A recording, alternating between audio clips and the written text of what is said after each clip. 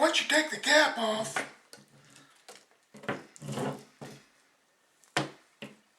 you have a spring here.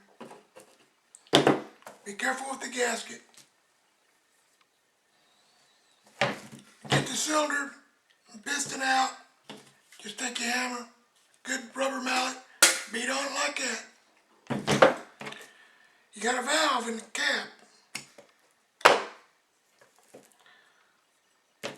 O-ring there. Now the original gun come with a plastic piece around here.